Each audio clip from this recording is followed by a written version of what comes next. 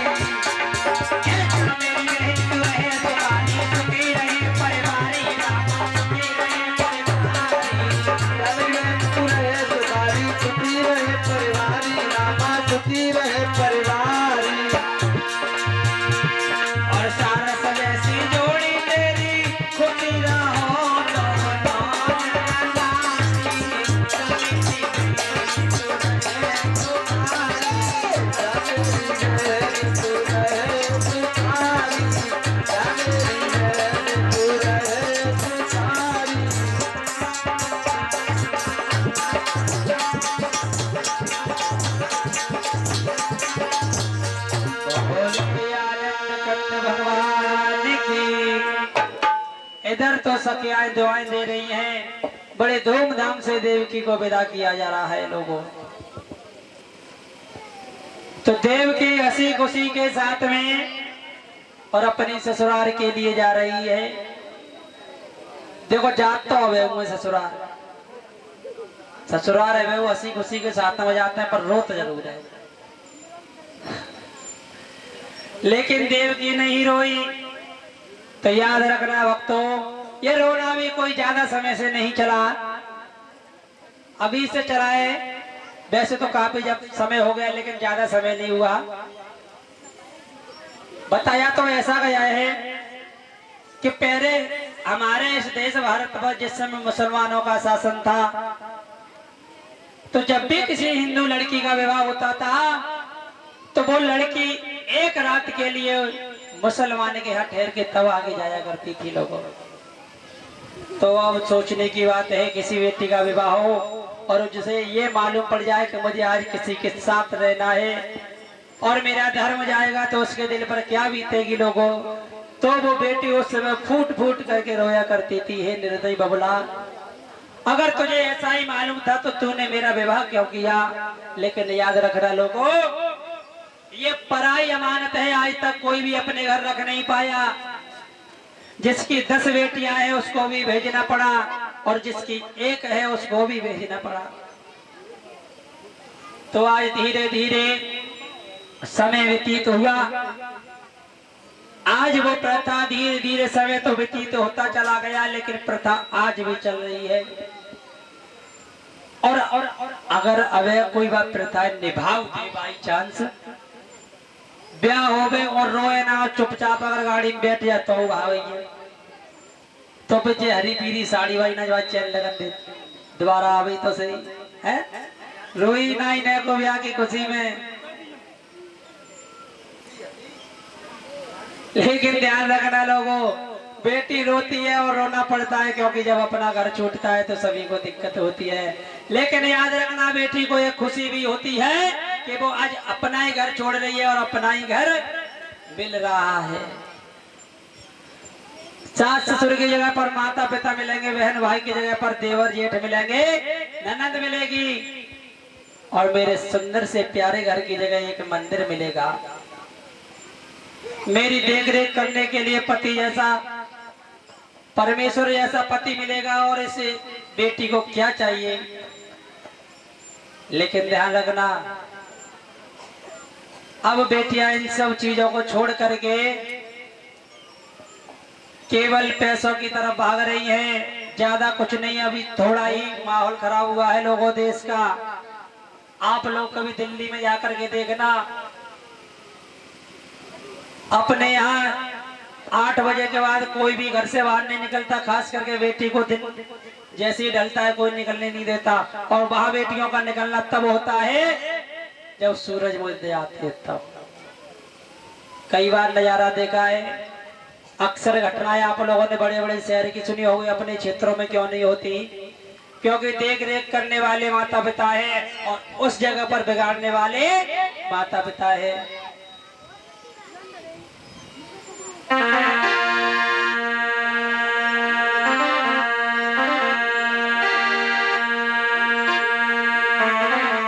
एक कवि कल्पना कर रहा है, अरे चोरन को तारे होते तो घर घर होती चोरी ना, और दिल के अंदर से रोती तो जात पिया घर छोड़ी।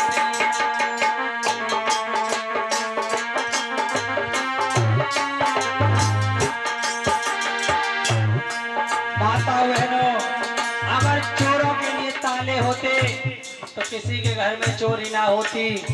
देखा होगा बड़े बड़े ताले टूट जाते हैं लेकिन चोरियां हो जाती है। इसी तरीके से जब लड़की ससुराल के लिए जाती है तो रोती तो जरूर है लेकिन उसके मन में खुशी कितनी होती है।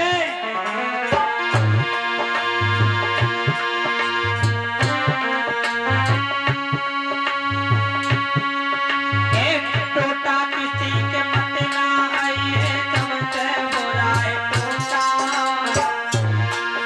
और लुच्चा गुंडा नाम धरा दे।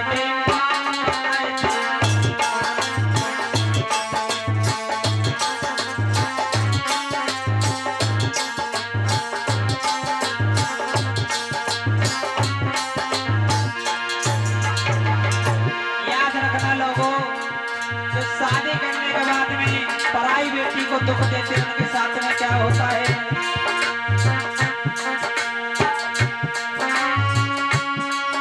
अरे पराई औरत के पीछे अपनी को जो दुख देते,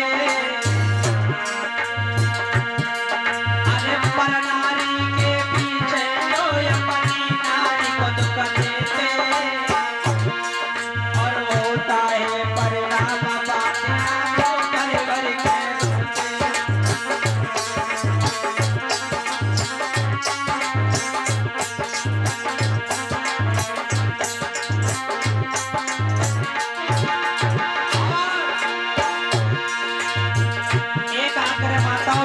करूंगा। अरे अपना पति चाहे हो निर्धन चाहे हो बेबलहीना, अपना पति जैसा भी हो परमेश्वर के समान होता है माताओं। अरे अपना पति चाहे हो निर्धन चाहे हो बेबलहीना, और हंसी खेल के करो गुजारो।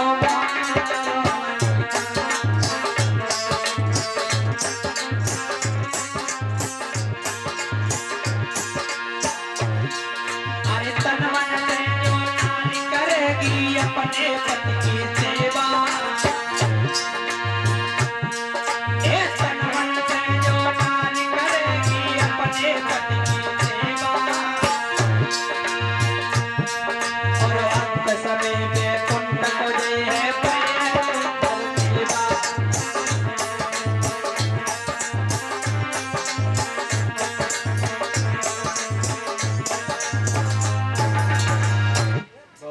गोविंद भगवान की। तो जवाब दिया है,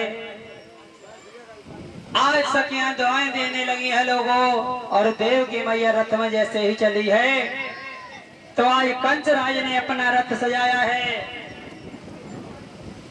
और देवकी को विदा करने के लिए चला है लोगों। कैसे?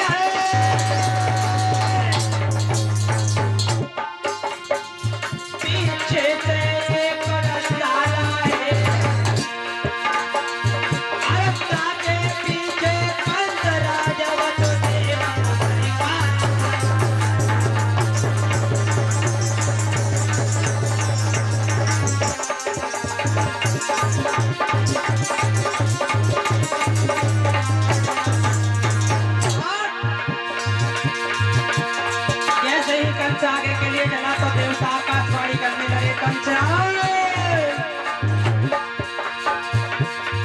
ओ कंचराय मत फूल जरा, ये फूल हो जाएगा, देवकी के आत्मा बालक होगा जो मार के तुझे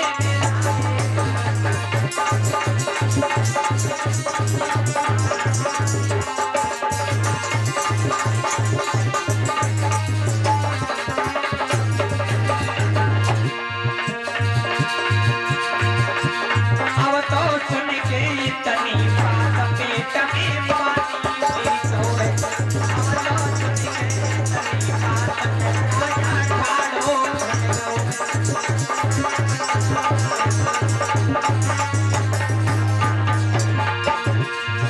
अरे पानी होएगा, अरे पेट में पानी होएगा, अरे पेट में पानी होएगा, अब तो सुन के इतनी बात आया ठाड़ो।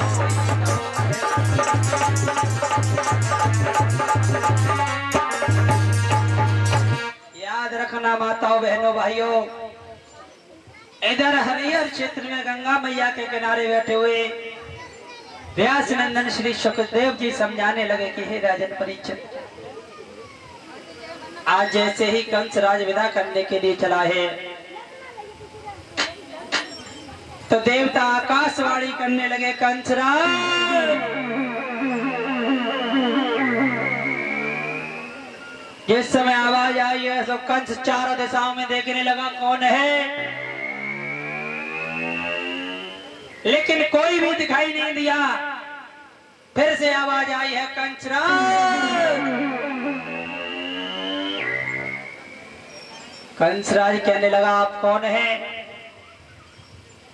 तो आकाशवाणी हुई है, कंसराज जिस बहन देवकी को तुम हंसी खुशी के साथ में विदा करने के लिए जा रहे हो,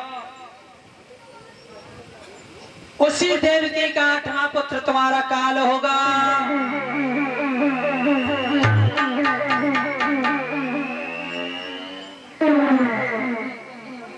कंसराज कहने लगा मैं जिस बहन को हंसी खुशी के साथ में विदा करने के लिए जा रहा हूं उसका ही बेटा मेरा काल बनेगा। अब कहां देर थी लोगों, कंसराज ने नीचे उतर करके अपनी बहन देवकी के केसों को पकड़ लिया और जवाब दिया, बहन बिना मतलब के कोई पाप नहीं होता और बात वो जान पर आ जाती है तो सगी बेटे का बाप नहीं होता, याद रखना लोगों। तो देवकी कहने लगी भैया अगर मुझे मारने से तू बच जाता है तो मुझे मार दे। तो आज कंसराज ने कौन सा कर्म किया है लोगों,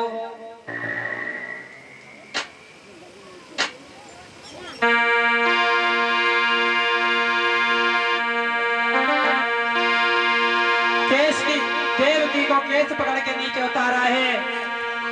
तो उसी समय वसुदेव बीच में आ गए और जवाब दिया, कंसराज कंस इसको न मार तेरी बहना लगे।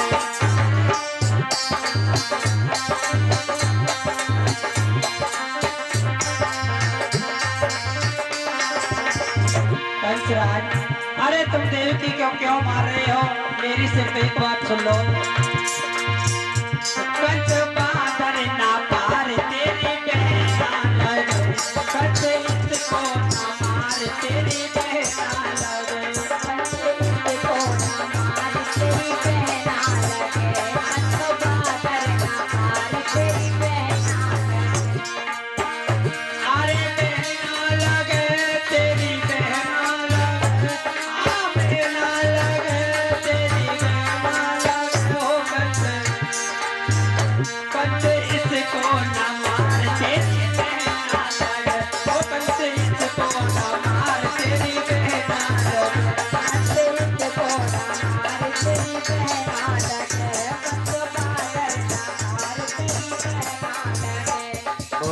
गोविंद भगवान की। जवाब दिया है कंसराज, अरे तुम इस देवकी को क्यों मार रहे हो? तो जवाब दिया है, महाराज आप देवकी को छोड़ दीजिए, क्योंकि सूरवीर का यह धर्म नहीं होता कि स्त्री पर हाथ उठाए।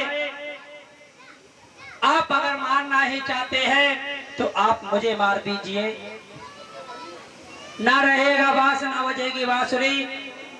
जब मैं ही मर जाऊंगा कंसराज तो इसके कोई पुत्र भी नहीं होगा और तुम बच जाओगे। कंसराज सोचने लगा, अरे मुझे तो अपने काल से मतलब है, कोई भी मरो बस मैं नहीं मरना चाहता। आज जैसे ही कंसराज तलवार लेकर के उधर को दौड़ा है तो देवी की मैया बीच में आ गई, कहने लगी, भैया ओ भैया, तूने अभी अभी शादी की है, मैंने कुछ देख भी नहीं पाया और तू मुझे अभी विधवा करना चाहता है। तू एक काम कर दे, तू मुझे और मेरे पति को उठा करके मथुरा की जेल में डाल दे और हम दोनों प्राणी यमुना मैया की कसम खाते हैं कि जब तक हमारे 8 पुत्र नहीं हो जाते हम लौट करके बटेश्वर में नहीं जाएंगे। जवाब दिया, वसुदेव कहने लगे, कंसराज मैं अपने नगर के लिए लौट के नहीं जाऊंगा, यमुना मैया की कसम खाता हूँ जो भी बच्चा पैदा होगा नाड़ा सहित तुमको लाके दे दूंगा, केवल तुम देवकी को ना मारो। कंसराज कहने लगा, वसुदेव ये भी बात ठीक है, कम से कम तुम हमारी निगाह में तो रहोगे। सिपाहियों को आदेश दे दिया, सिपाहियों वसुदेव और देवकी को उठा करके मथुरा की जेल में डाल दिया जाए, कोई भी पोस्ट का आहार ना दिया जाए। ध्यान रखना लोगों, आज देवकी और वसुदेव को उठा करके जिस समय मथुरा की जेल में डाल दिया लोगों, अब दुखिया जेल में पड़ी हुई है, एक कंबल है, फूटे से गड़ा में पानी है और दोनों एक ही कंबल में पड़े हुए हैं लोगों। कंसराज ने वो दशा कर दी, ना तो वो बेचारे जीने में है और ना ही मरने में है। याद रखना, धीरे धीरे समय व्यतीत होता चला गया। इधर श्री सुखदेव जी समझाते हैं कि हे राजन परीक्षित, आज जिस समय धीरे धीरे समय व्यतीत होता चला गया तो आज देवकी मैया के गर्भ से पहले पुत्र ने जन्म लिया है। किस तरीके से उस जेल खाने में उस बच्चे का जन्म हुआ। जगमग जगमग होए जेल में जोरे धारो रेतियो,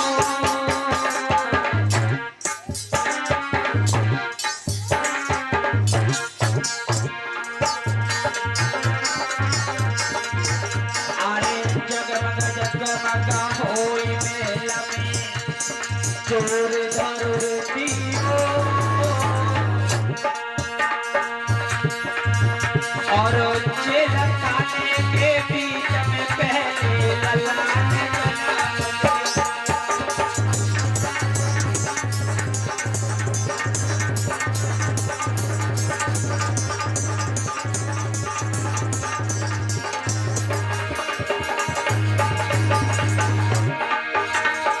अरे देवकी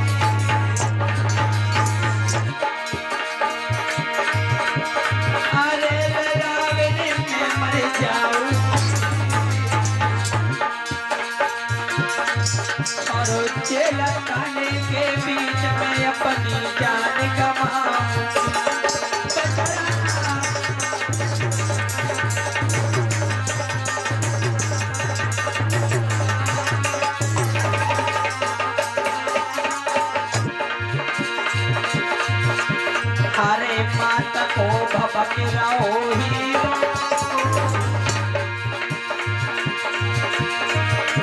अरे मात को भबक रहो हीरो और जेल खाने के बीच में पहले ललान जन्म